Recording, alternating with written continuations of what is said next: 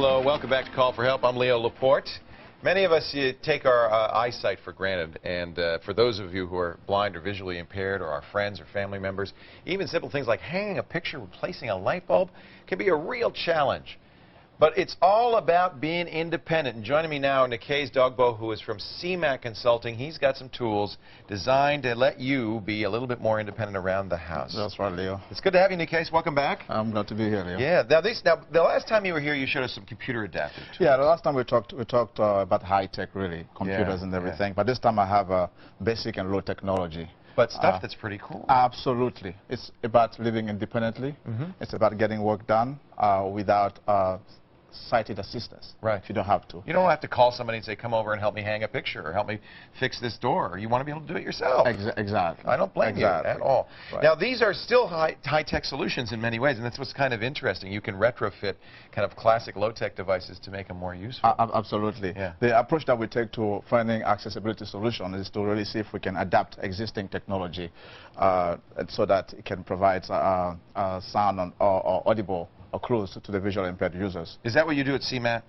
No, CMAT is a consulting service company. Okay. And we work with engineers and developers and consumer groups to around accessibility issues and also around accessibility solutions. So they make sure their website or their homes or their offices are accessible to people. Absolutely, right. That's very important. And most of the work that I have here it's been researched and developed by Smith Catterwell, which is a research institute. Smith Catterwell. Yes. Okay. They're based in San Francisco, actually. They took this standard Stanley level and they made it accessible. How do they do that? Absolutely.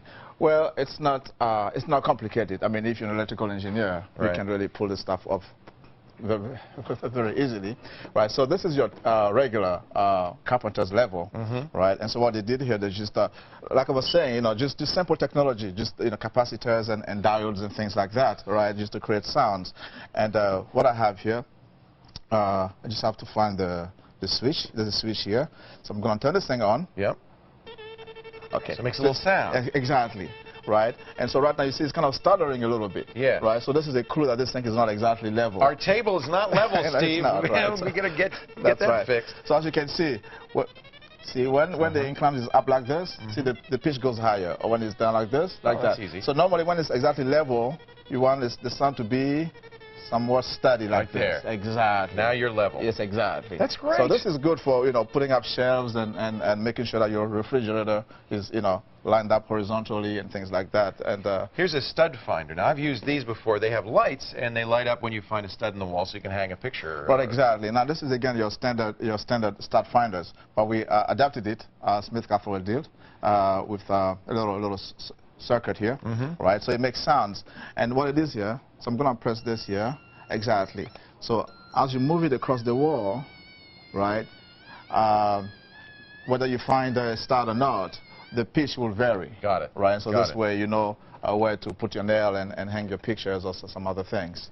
What is this little thing in the case here? Over here, this is a light probe, actually. It helps you find light sources. And so it's good for telling whether your light is on or off, or the light bulb is still is in order or out of order. Now, why would you care about that, though? I mean, you don't need the light, right? Well, light is also a symbol of life.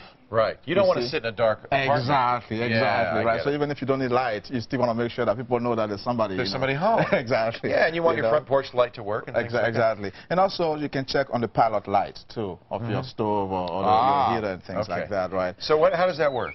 Well, see, it's beeping right now. There's lots of light here. Exactly. So as it detects light, it will beep, and the intensity of the beep will change depending on the intensity of the light or how close or how far you're to the light. Now, is this something you can go to the store and buy, or are these all custom made? That's a very good question. What I have here, some are commercially available. Like this one is commercially available. Yeah. This one is not. But Smith Catterwell made that. Exactly, but the work is published though. So any company who wants to mass produce it can do it. That's right? Very cool. And then over there, like we're going to see very shortly, the wattage box.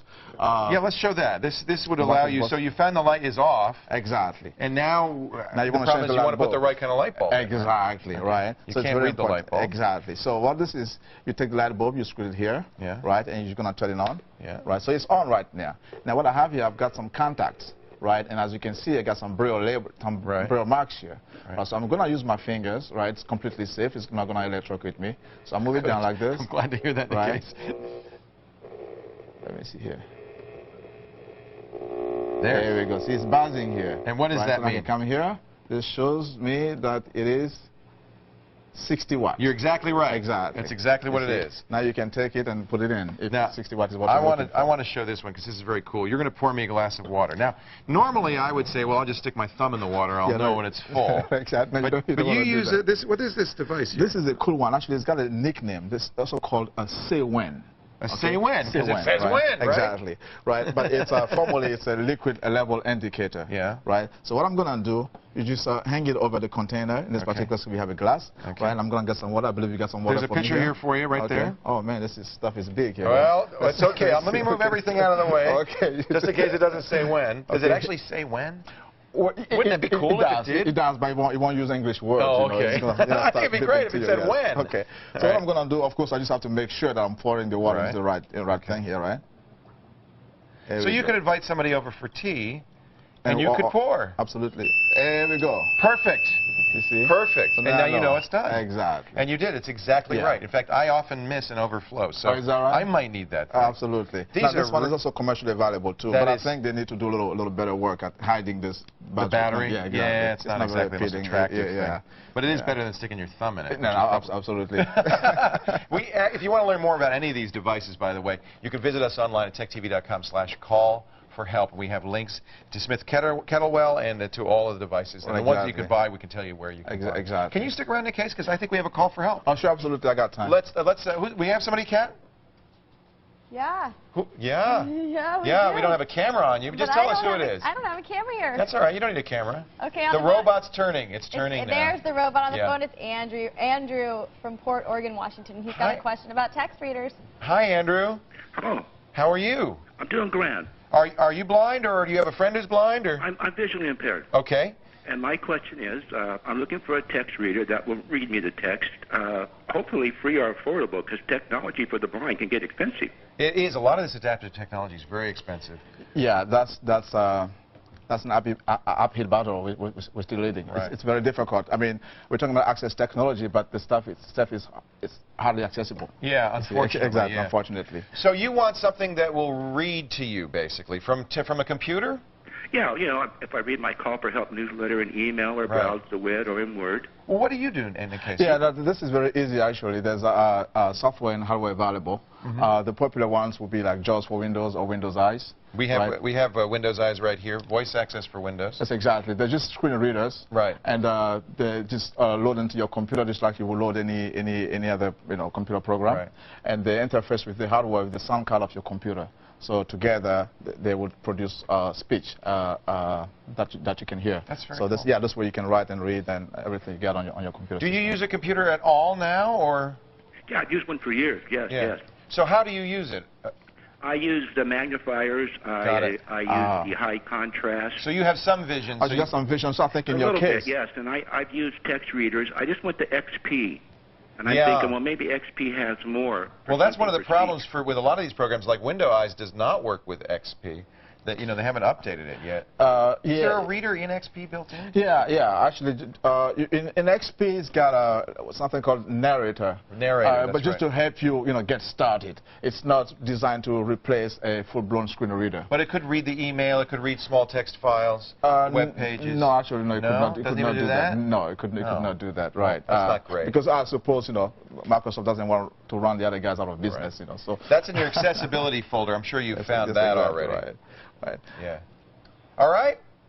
Hey, is he going? Oh, there he is. Thank you for calling. We appreciate it. Thank you, Leo. Yeah, we should do another segment. I know the last time Nicaise was here, you had the really cool Braille reader that actually changes the Braille on the fly. Yes. And then showed some screen reading stuff. But you should come back and show us some more. Absolutely. And it's always changing. And I think that's what's so exciting about technology is it can really be used to enable people. Yep. I mean, it can also be used to cut you off. Well, you know. We have to work on it. Exactly. Yeah, you know. exactly. Nicaise, it's so great to have you, and thank you for coming. And Leo, please thank come you so back much. soon. Absolutely. All right, thank take you. care. Yesterday, both our Wild World challengers struck out at the plate. Oh, no! But that just means more prizes for you. Will you do any better? Let's find out. Call for Help comes back with the Wired World Challenge right after this. Stay here.